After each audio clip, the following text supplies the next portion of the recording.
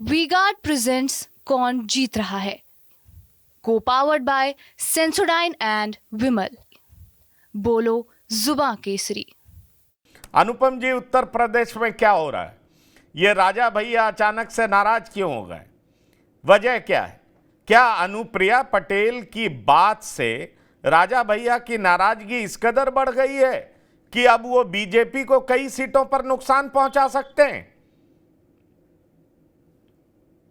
उल्टा है पंकज भाई।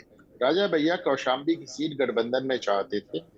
भारतीय जनता पार्टी लेने को तैयार नहीं हुई। उन्होंने कहा "भैया, प्रतापगढ़ की और कौशाम्बी की दोनों सीट हमारी जीती हुई है, हमारा जीता हुआ सांसद है, हम इसको आपको नहीं दे पाएंगे"। कौशाम्बी में विनोद सोनकर बहुत अलोकप्रिय हो चुके हैं, बहुत अनपॉपुलर हो चुके हैं। उनके खिलाफ एक अच्छी खासी इनकम्बेंसी नजर आती है। उनके कई वीडियो वायरल हो गए जिसमें वो भाजपा के कोर वोट बैंक ब्राह्मण ठाकुर और बनिया को गाली देते हुए नजर आते हैं। इसके अलावा भी कुछ वीडियो जारी हुए। राजा भैया कौशाम्बी चाह रहे थे, भाजपा तैयार नहीं हुई। राजा भैया ने दोनों सीट से कैंडिडेट भी नहीं लड़ाया। उसके बाद अमित शाह से उनकी मुलाकात हुई, अमित शाह ने उनको बहुत मनाया। राजा भैया इतना तो नहीं तैयार हुए कि अमित शाह की मंच पे आ जाते। कौशाम्बी में अमित शाह ने रैली की। इस बात की बड़ी संभावना जताई जा रही थी कि राजा भैया मंच पे आ जाएंगे, पर राजा भैया नहीं आए, कोई बात नहीं। लेकिन उसके बाद उन्होंने ये डिक्लेयर कर दिया कि मैंने अपने समर्थकों को आजाद कर दिया है कि भाई जिसको जहां वोट देना हो दो।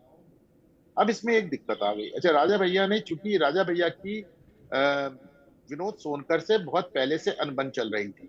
पूरे 5 साल जो ये सांसदी का उनका गुजरा है विनोद सोनकर की, राजा भैया से उनकी खटपट लगी रहती थी, क्योंकि कौशाम्बी जो उनकी सीट है उसी में राजा भैया की दोनों विधानसभा सीटें आती हैं। कुंडा भी उसी में आती है और बाबागंज भी उसी में आती है। तो विधायक की सांसद से, सांसद की विधायक से लगातार खटपट बनी रही। अभी आपने 1 महीने पहले गोपाल जी अक्षय प्रताप सिंह को, जो कि राजा भैया के विश्वस्त सलाहकार हैं, उनके रिश्तेदार हैं और एमएलसी भी हैं, उनको विनोद सोनकर के खिलाफ बयान देते भी सुना था।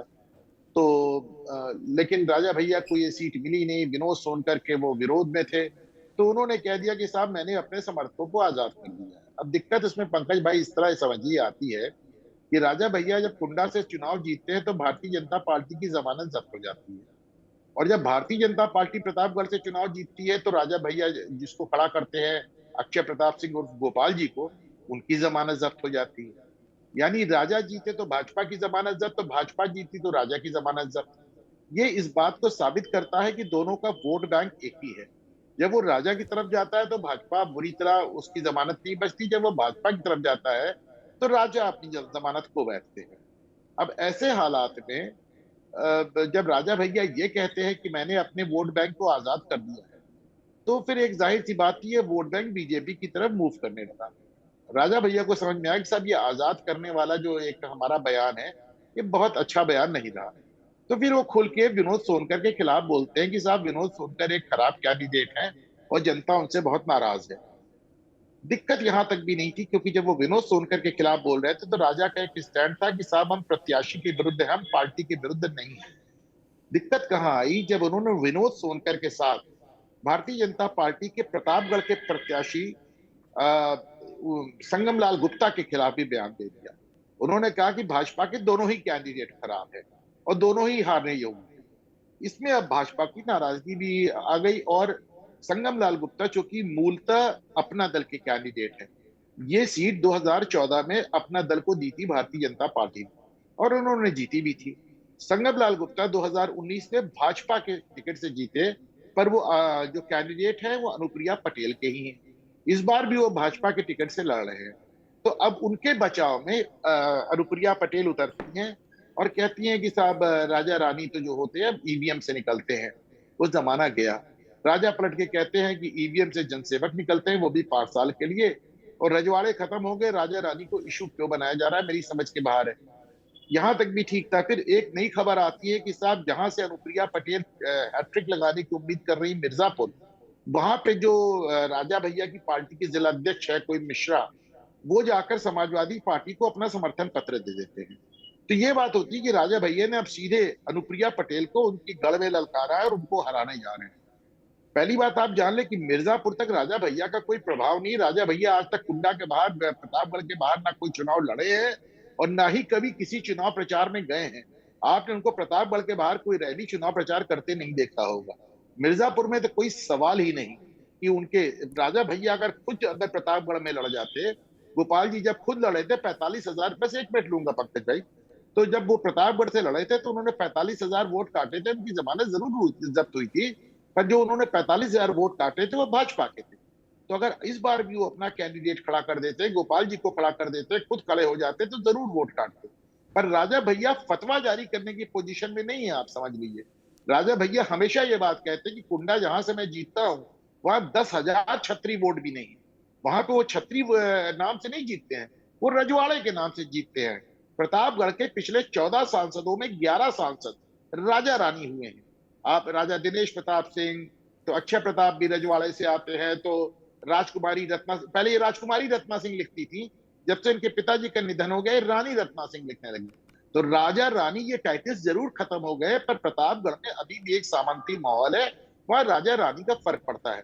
लेकिन प्रतापगढ़ के बाहर राजा का कोई फर्क नहीं है। एक उल्टा काम ये जरूर हुआ कि समाजवादी पार्टी ने प्रतापगढ़ से एक कुर्मी कैंडिडेट लड़ाया था, लेकिन जब राजा और अनुप्रिया पटेल की सीधे ठन गई, तो अब आप कुर्मी समुदाय को अनुप्रिया पटेल के इर्द गिर्द एकत्रित हुए, जिसे विपरीत ध्रुवीकरण या रिवर्स पोलराइजेशन कहते हैं, वो होने लगा है, और संगम लाल गुप्ता को इसका लाभ मिल रहा है पंकज भाई। लेकिन ये संगम लाल गुप्ता, कुछ दिनों पहले इनका एक वीडियो बहुत वायरल हुआ था और उसमें ये कहते सुने गए थे कि मैं तेली हूं, क्या मैं जीत नहीं सकता हूं, मेरा गुनाह यह है कि मेरी जाति ये है। क्या आप मानते हैं वरुण पुरोहित जी कि संगम लाल गुप्ता का इस तरह का बयान कम से कम पिछड़ों को कंसोलिडेट करेगा और जो राजा भैया की छवि है उनके खिलाफ मतों को एकजुट करेगा, या राजा भैया का विरोध बीजेपी के लिए नुकसानदायक साबित होगा? आप इसको किस तरीके से देख रहे हैं? क्योंकि दो लोगों का नाम बहुत चर्चा में है। एक तरफ धनंजय सिंह बीजेपी को सपोर्ट करने की बात कर रहे हैं, दूसरी तरफ राजा भैया के लोग बीजेपी का विरोध कर रहे हैं। ऐसे में कहा जा रहा है कि धनंजय सिंह के सपोर्ट से कम 2 लोकसभा सीट पर निश्चित तौर पर फायदा होगा, लेकिन यह भी कहा जा रहा है कि राजा भैया के विरोध से 4 से 5 लोकसभा सीट पर नुकसान होगा।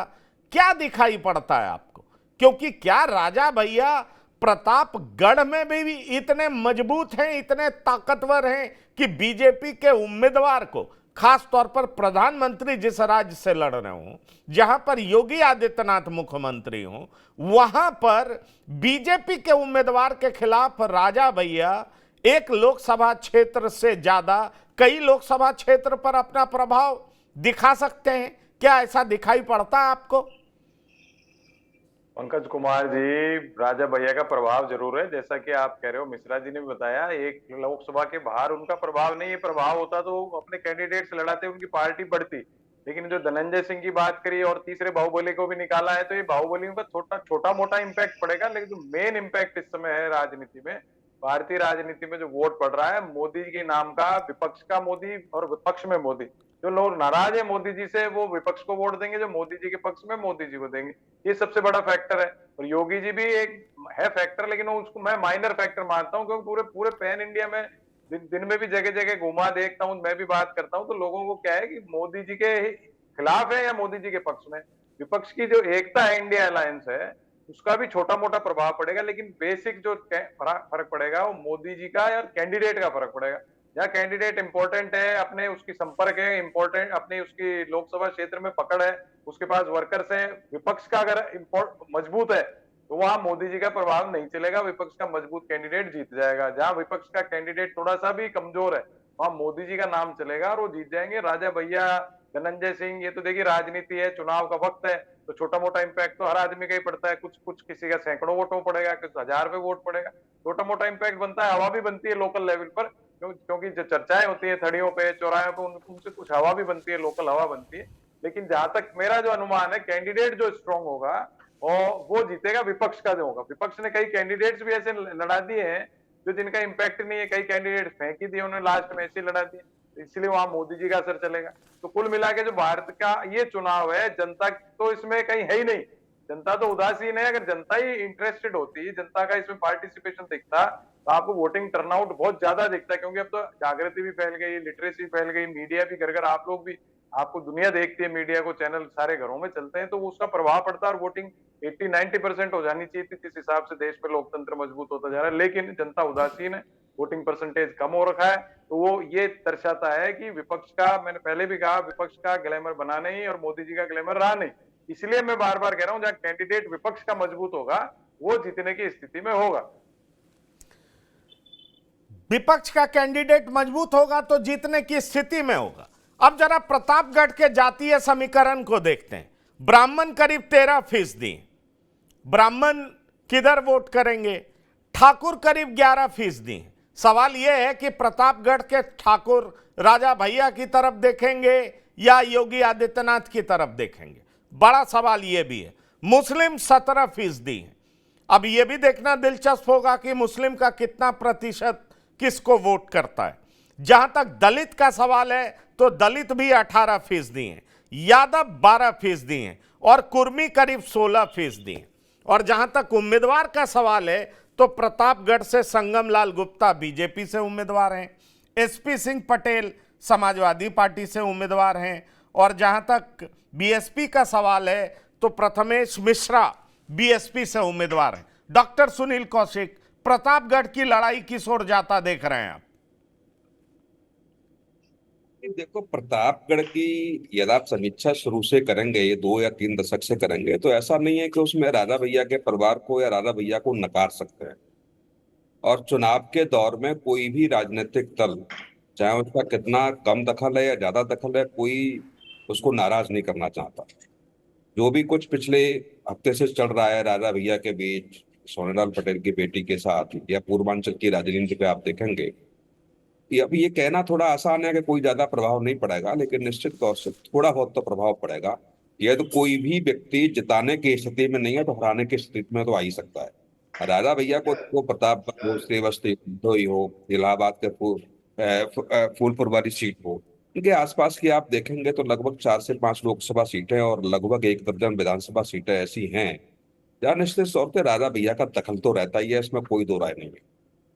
पुरानी राजनीति को लेकर के हो, चाहे बसपा के साथ उनकी क्या स्थिति रही, समाजवादी पार्टी के साथ कैसे संबंध रहे, जहां तक अखिलेश यादव ने यहाँ तक भी कह दिया कौन राजा भैया, ये सब चीजें राजनीतिक तो हो सकती हैं, लेकिन जमीनी स्तर पर आप देखेंगे तो चाहे धनंजय सिंह हो, चाहे राजा भैया हो, या पूर्वांचल की पूरी राजनीति का आप सर्वे करेंगे, मिश्रा जी बैठे हुए हैं, तो वहाँ ब्राह्मण लॉबी और ठाकुर लॉबी के अलावा कुछ है ही नहीं है, जो 36 का आंकड़ा है।